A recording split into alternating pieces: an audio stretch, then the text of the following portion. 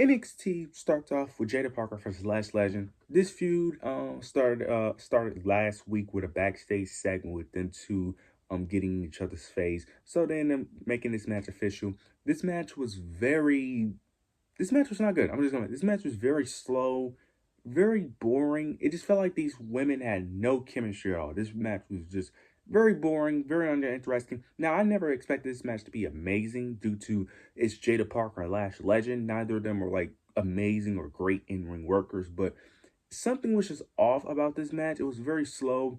It just felt like these women just didn't know what to do. It just felt like no chemistry. Maybe it will get better with time, but yeah, this was just not really that good. I was very bored throughout this match. The only thing that was keeping my interest was that it was Lash Legend and Jada Parker, two of the main women that I'm interested in NXT, but this match was just not that interesting. The Last Legend ends up picking up the victory, which I'm not really that shocked by. I was shocked that it was a clean victory. That was mainly the main thing. Now, after the match, though, you end up getting Jada Parker. She attacks Last Legend. Then she ends up hitting the Hypnotic through a barricade. So, of course, this feud is going to continue, which I don't mind, but I also don't want to see another match because after that match, I really have little to no interest of seeing another match because that match was already hard to get through. Now, this is already giving me Lola Vice and Jada Parker vibes, which isn't the worst thing because the feud itself wasn't bad. It was actually a decent feud. The only problem is we never got a conclusion to that feud because they tied the series 1-1. Each wrestler got one victory. So I don't know if they're going to do the same here. And also, I'm a bit confused because Shawn Michaels' booking of Lash Legend and Jada Parker is very confusing because he does a lot of 50-50 booking with these two. And he does this thing where they win a couple matches, then they lose the big match that they need to win.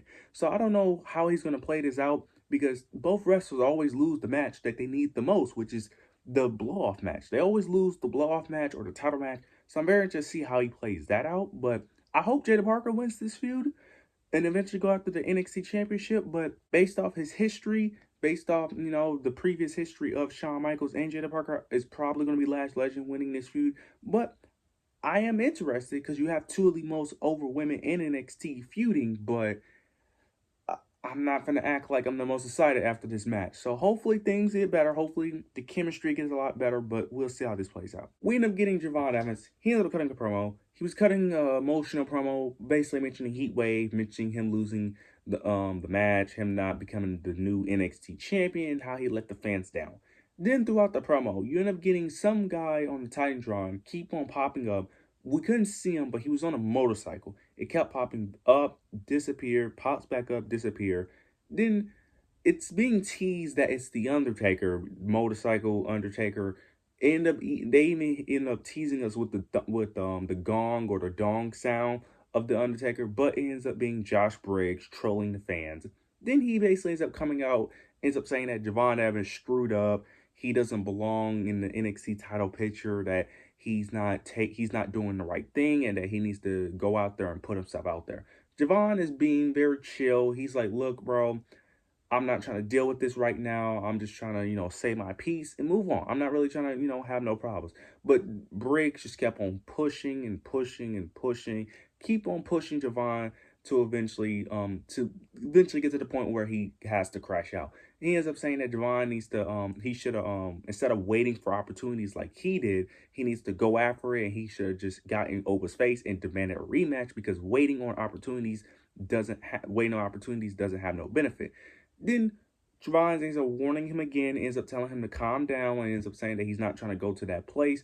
But Briggs keep on edging him on, keeps on going further and further. This leads to Josh Briggs eventually attacking Javon Evans. He ends up doing a choke slam onto a steel chair. And then next week we're gonna get Javon Evans versus Josh Briggs. I don't mind this at all. I did say that they could stretch this story of Javon Evans going to chasing after Oba. They could stretch the story out with him having side quests. So if Josh Briggs is gonna be one of the side quests, I don't mind it. I'm not the biggest Josh Briggs fan, but Josh Briggs crazy heel heat for whatever reason. I don't know why he gets crazy heel heat. I don't know if that's go away heat or he actually getting organic heel heat. I really don't know. I don't know why is he getting this heel heat because there's nothing that Josh Briggs is doing that is like that crazy that I really don't get it. But we'll see how this plays out. I will say this is giving me Von Wagner vibes. I'm just going to be honest. Now, I do think Josh Briggs is way better than Von Wagner. But for whatever reason, this is giving me Von Wagner vibes for whatever reason. But it should be interesting. Josh Briggs is a good in-ring worker. Not crazy about the story, but I'm trying to think of who of other heels that Javon could face that can. There's not really other heels. The only other heel that I can think of is maybe Lexis King. So Josh Briggs is probably the only and best choice, to be honest, to stretch the story out. So I'm not really mad at it at all. We'll see what happens next week. We end up getting a very cool Dark State vignette, a vignette segment of them talking and then basically all giving their background. We end up getting the background of Dion, Jay Cutler, Osiris, and Saquon. So Osiris being a former NFL player, but eventually getting cut. Getting cut, not getting an opportunity. When we get Jay Cutler, of course, winning LFG, ends up mentioning how he got embarrassed by Bubba Wade, telling him that he's not going to be able to make it and that he's not entertaining enough and that he doesn't have what it takes to make it in WWE. You have Saquon being a guy on the Indies, taking him 6 years to make it in WWE. And then you have Dion was, the nerdy guy that waited for his opportunity but never got a shot to actually prove himself. And the whole reason why they're doing all this is because basically they end up saying that Dion was the one that basically started this, with him being the one that was tired of being patient. They end up mentioning all of them being security guards and how former WWE wrestlers being security guards and got to the main event by being patient. But they said Dion didn't want to do that. He's like, look, he was tired of being patient. And they end up saying that what's the point of being patient if you already have the talent to skip the line? I like this. This is really good. This gave backstory. It gave us more character development. It gave us, gave us more explanation of who these guys are, what the motivations are, what their reasoning for why they do the things that they do. I like it. And it makes sense. They're skipping the line. They're not waiting. They're not being patient. They're going after for what they want. And it's relatable. It's very relatable to real life, where you're tired of just being patient, just waiting for that magical storm or waiting for someone to give you a chance. Sometimes you got to go out there and take those opportunities for yourself. It makes perfect sense, to be honest. Now, the way they're going about it could be a bit extreme, but hey, it makes perfect sense, and I completely understand, and it makes me like Dark State even more. I like what they did here. This was really good. Really enjoyed this vignette segment. Really dope.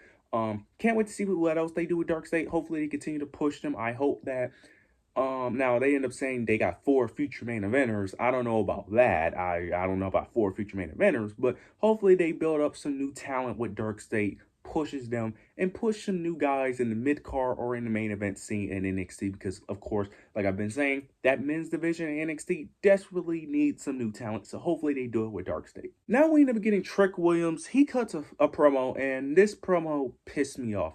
He basically is mentioning NXT, mentioning how he's the hottest and greatest NXT superstar of all time. And he basically ends up saying that all the former NXT legends do not care about NXT and the fans. You get DIY comes out, and they basically ends up cutting, the typical babyface promo of defending the honor of NXT. We care about the fans. We love the fans and all that. They go back and forth, and it leads to them basically attacking Trick Williams, double teaming him. Okay. Why was this even a thing? This progressed no story at all. This didn't progress anything with the TNA Championship or Trick going at the NXT Championship. Why was this a thing? This was unnecessary and it made no fucking sense. Number one, DIY are heels. They are a heel tag team. What the fuck do they care about NXT and fucking Trick Williams? Why would they care? They acted so babyface like in this promo. I was losing my mind because I was like, did Triple H turn them face all of a sudden? Like, why is DIY all of a sudden babyfaces? This made no sense. This promo wouldn't be as bad if they would have got a different NXT talent to show up who are already baby. Like, I don't understand this. Like, DIY are heels. Why are they acting like baby faces all of a sudden? Like, and then why is Trick Williams feuding with DIY? What does this do for Trick Williams? Like, I don't understand this. Like, this leads to nothing. This isn't going to elevate Trick Williams. Now, it looks like we're going to get a continuation next week, which I don't know why, because all of a sudden Trick Williams ends up saying that he has something for them next week. I don't know what he has in store for him. It's 2 of them. Who is it going to be his tag partner? Who's going to help him? Maybe High Rise, I guess. But it's like, I don't understand, why was this necessary? This was dumb. This was very stupid. It just wasted time, especially Trick Williams, because his initial promo by himself, lasted like 8 minutes. I don't know if it was 8 minutes, but it felt like it because he just kept going on and on and on that led to nothing. Then it led to the DIY. Like, I don't understand, why is this a thing? Why did we need DIY on the show? I get it. It was a cool moment, but it was an unnecessary moment that meant nothing. And it was kind of unnecessary. Like, really? Like, you could have got any other tag, any you couldn't get any other NXT talent that would have made somewhat more sense. Like, I wouldn't mind this as much if DIY were babyfaces. If DIY were babyfaces, it would have made more sense. But they're heels on SmackDown, so it didn't make sense for them to come out in this situation. You guys let me know your overall thoughts, but I just thought this was dumb. Then we ended up getting Jordan Grace versus Callie Armstrong. This match ended up becoming a thing due to a backstage segment where Callie ends up where Jordan Grace ends up making Callie mad again, because originally Jordan Grace interfered in her first NXT debut match against Karma Petrovic, and then it was another segment tonight where I think she accidentally got in her way or shoved her or whatever. So Callie ends up demanding a match because she's tired of her being disrespected. This match was also another match that was very mediocre in my opinion. It was just not that good. Jordan Grace won, which was very shocking. I thought they was going to do like a DQ, or Blake was going to interfere, because Callie Armstrong is your Evolved Women's Champion. I felt like you wanted to protect her. Now, losing to Jordan Grace doesn't ruin her in any sense, but I also felt like she didn't need to. I don't understand why Jordan Grace won this match. You could have done this angle with anybody. Like, you could have had her face Karma Petrovic for all I care. You could have easily had. You could have had her face Ariana Grace. That would have made more sense. There was literally a backstage segment with Blake Monroe and Ariana Grace, with them getting along, which I thought was a great segment. You could have easily had Ariana Grace talk some trash to Jordan Grace, have a match, boom, and the same thing. Why did you have to risk your Evolved Women's Champion, someone you're definitely building for the future? I don't understand. This doesn't ruin her at all, but I don't understand what was the point of giving her this loss. I just don't understand. That I don't understand. Like, that, I feel like you could have easily put anyone in this situation and the story plays out the same. But then you get Blake Monroe comes out, they brawl after the match, and then it was a short brawl. It lasted like 10 seconds. Security pulls them away, and that's really it. We'll see what's next for this feud. I'm not going to say this made me more excited about the feud. The feud wasn't that exciting to begin with, but it's just very stagnant. It's just a very stagnant feud. Hopefully it gets better. We'll see how it plays out. Then we get the main event. Dark State versus Oba, Ricky Saints, and Hank Tank. Okay, so you end up getting the typical babyface shenanigans with both babyfaces and Ricky Saints and Oba, who's going to face each other at No Mercy. They're not getting along, and they end up fighting. They end up brawling towards the end of the match that left Hank and Tank by themselves. Then you, out of nowhere, you end up getting Joe Hendry coming out due to, I think it was Hank, who called Joe Hendry name. He was getting choked out by Jay Cutler, and all he said was Joe Hendry. And guess what? Joe Hendry appears. That allowed them to pick up the victory due to a distraction, and the babyfaces win. Why? Like, why? Like, that is so fucking. I get it. I get what they was going for, but for me, it was corny. It was lame. Like, why? I get that's his whole thing, but bro, I've been saying this for a while. I am tired of seeing Joe Hendry on NXT. I don't mind it to a degree, but it's ruining the specialness of Joe Hendry when he appears every goddamn week and just like, what is he even doing there? He's just doing side quests at this. Like, why? Why was that the reason why they won? Like, really? You're getting choked out, and then the first thing a wrestler thinks of is to say another man's name, and he appears. Like, I get that's his whole gimmick, but bro, that has to be some of the corniest shit ever. Look, I understand what they was going for. I get it, but bro, y'all already overplayed the whole Joe Hendry stick with him appearing on it. Y'all have done this like damn near every week of NXT. They have done this like literally since Joe Hendry first got on NXT months ago. Like, it's overplayed, it's overdone. I like Joe Hendry. I like the stick, but really? We're doing it in matches now? Especially in a match against your tag team champions. You had your NXT tag team champions lose over a, like, bro, that's how they lose. It would have just been better if Oba and Ricky could have just fought after the match, after they won. They could have gotten into their face, talked some shit. That would have made more sense. It would have protected Dark State, but this just make, like, I don't. Look, I'm just going to move on because this was just stupid. But overall, the show, in my opinion, was very mediocre. It was very mid. It was not that good, not that really interesting. But you guys let me know your overall thoughts, opinions below. Make sure to like, comment, subscribe. But yeah, that's it.